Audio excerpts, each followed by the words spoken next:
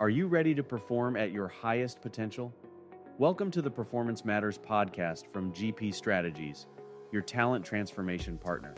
In each episode, we'll interview industry experts and explore best practices and innovative insights to help your organization improve performance.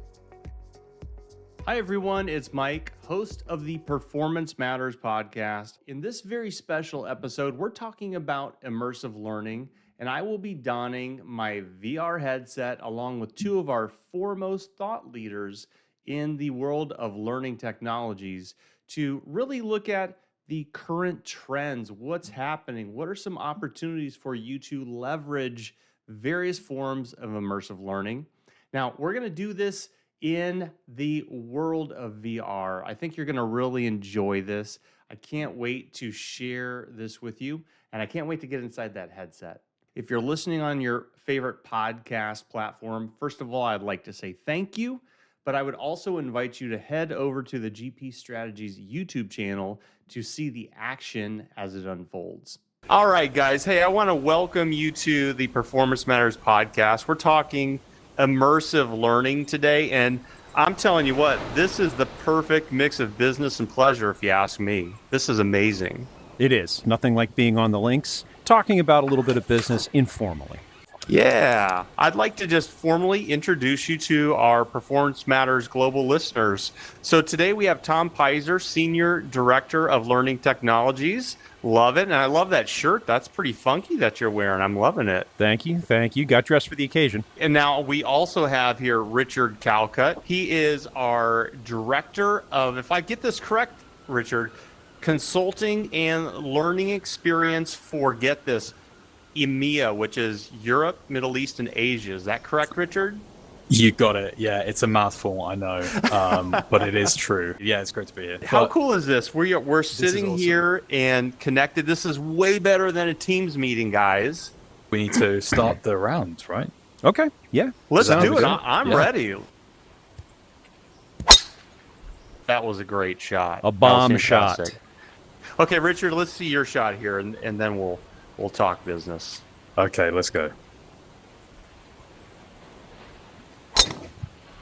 Okay, Beautiful. You guys are making me nervous here. Those are pretty good shots. Okay, my turn. Okay, I'm gonna do my best here. I'm gonna make sure I don't break anything in my real world here. Okay. That's a good idea. Use the boundary of safety. Oh wow. Okay, let's head over to our shots. I've got some questions for you guys. So let's head over there and let's talk business. So guys, I'm going to ask you this here. We're having fun with in a VR world, but what's why are we talking about this today when it comes to learning and development? I know this is fun, but tell me a dish on this on why this is something we'd want to talk about. My first gambit on this one is to say I think this is a really exciting time for immersive technology because I've been avidly watching the Meta Connect event that's happening at the moment, or happened recently, and there's the new Quest 3S headset that's come out, which is a much more advanced version of the thing that I'm wearing at the moment, the Quest 2. There's also the recent collaboration they've been doing with Ray-Ban, so that's augmented reality glasses hardware. There's also the new Project Orion, as I think they've codenamed it, which is an even more kind of amazing version of those AR glasses. So it's a really exciting time in the industry. Wow, Yeah. so there's some serious hardware evolution. That's one thing. Tom, Absolutely. what was your perspective on that? I would add to that a lot of the tools for development have also come to market. So not only has Meta and HTC and Valve, not only have they come to the table with the hardware technology, but also the software to develop, especially if we're talking about in an e-learning context. There's a lot out there. Yeah, absolutely. Now, by the way, I don't want to hold us up, but is it my turn? I think It's it's my Tom's turn. turn. It's Okay, it's my Tom's turn. turn. Let's I'm see away. Tom sync this thing here. All right. Okay, somebody's been practicing. Look at that. Okay, Richard, let me get out of your way. I'm kind of hovering here we on go, you here right we go. now. So there's personal boundaries here in this world, aren't there? Oh There my are. gosh. Oh, great. Okay. Great shot. I'm feeling some pressure here, guys, quite frankly. I feel like, I don't know if I can even make this one, but I'm going to go for it. I've been working hard on putting in real life. So, yes. Beautiful. Yes. Okay. So Tom nice. got himself an eagle. Richard over in Sheffield got a birdie, and then Oh, Teal got my normal score, in real life a bogey, so... We've got time to improve that. We've got another hole after this one. Absolutely. Let's go do it here. But I think that is kind of a nice segue, isn't it, to talk about how VR, this kind of experience, translates from our real life skills. Because I don't know, I mean, you guys have said that you're avid golfers. I don't think I've touched a golf club in maybe 15 years. So okay, I wouldn't know it. I was gonna say, but this is one of the coolest parts of golf I've found. It's not my score. If it was that, I would have quit a long time ago. It's the connections you make out here. It's just an easy way. Yes. Now, in terms of immersive learning, we categorize this as virtual reality. I've heard of augmented reality. Let's just break down these definitions of what is what in this world of immersive learning. In virtual reality, you're in a fully constructed world, okay? And so that's what we're in right now, okay? So we're not seeing the outside world. We're not seeing things around us. I'm in my living room, but it looks to me as though I'm in a golf course. Whereas with augmented reality or mixed reality, you can see the world around you. But what you have the benefit of are digital objects overlaid in front of your field of view. Okay, and so that can be very assistive for just-in-time learning, just-in-time information, practice in a real environment. Got it. Are either of you seeing sort of a trend one way or another where consumers, learning clients might be favoring a particular style? They're very good for different things, I would say. Tom, why don't you take your shot and I can talk a little bit about that. Yeah. All right. Okay.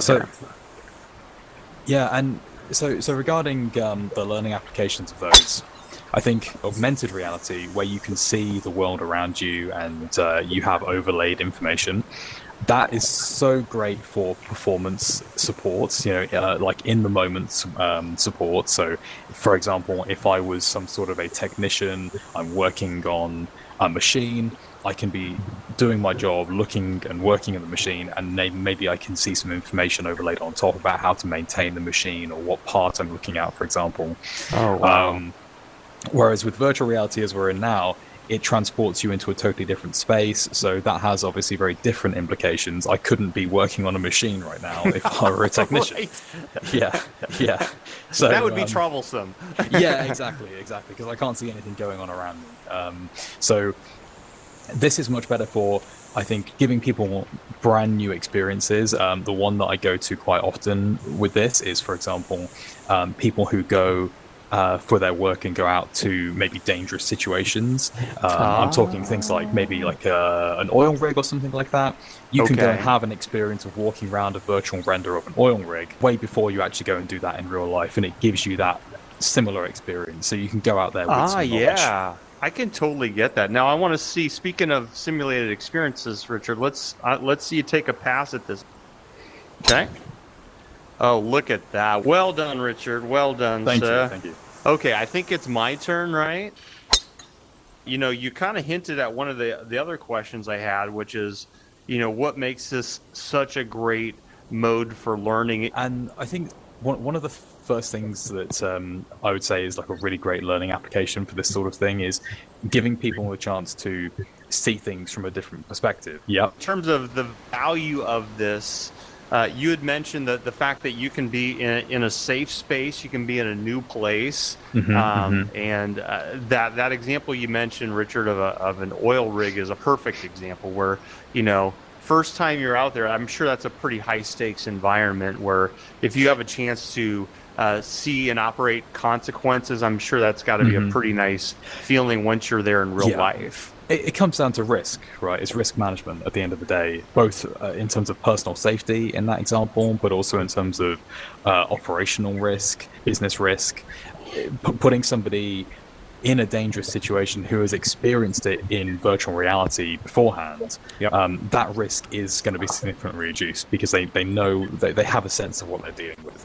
I haven't stepped foot, as I said, on a golf course in probably 15 years, but if I did so tomorrow, I might have a bit better of an idea of what I was doing. Yeah, sure. It's also a great opportunity to practice skills that perhaps you have already learned in the past. So it might be something where, you haven't had an opportunity to use those skills in a while. I know that I don't always get out to the golf course a lot, and so this is a great opportunity for me to get out there and just build confidence. Again, this kind of goes back to what you were saying, Rich, being able to operate or being able to assess in a safe space. The other thing that we can do is we can see our metrics. So we can see how well we do. We can record how safely we're operating or how well we're operating.